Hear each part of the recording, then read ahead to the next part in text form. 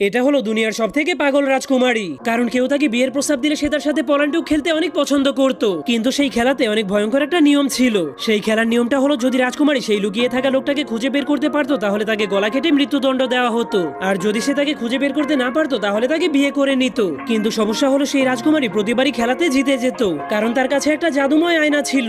সে তার আয়নার মাধ্যমে সবকিছুই দেখতে পারতো। কিন্তু একদিন একটা ছেলে সেই রাজকুমারীকে বিয়ে করে নিজের ভাগ্য পরিবর্তন করার সিদ্ধান্ত নেয়। সেই ছেলেটার নাম ছিল জ্যাক। তখন রাজকুমারী তাকে খেলার নিয়ম সম্পর্কে সতর্ক করলেও সে তার সাথে খেলার জন্য রাজি হয়ে যায়। খেলার নিয়মটা হলো 3 দিনের মধ্যে তাকে এমন একটা জায়গাতে লুকাতে হবে যাতে রাজকুমারী তাকে খুঁজে বের করতে না পারে। এজন্য জ্যাক একটা মাছের কাছ থেকে সাহায্য নেওয়ার জন্য একটা নদীর কিনারে পৌঁছে যায়। তখন সে ভাবছিল যদি সে মাছের পেটের মধ্যে লুকাতে পারে তাহলে রাজকুমারী আর তাকে খুঁজে পাবে না। যা শোনার পর মাছটা তখনই তাকে সাহায্য করতে রাজি হয়ে যায়, কারণ কিছুদিন আগে জ্যাক এবং তার চাচা সেই নদীতে মাছ ধরতে এসেছিল। ঠিক তখনই তাদের জালের মধ্যে সেই বড় মাছটা আটকে গিয়েছিল।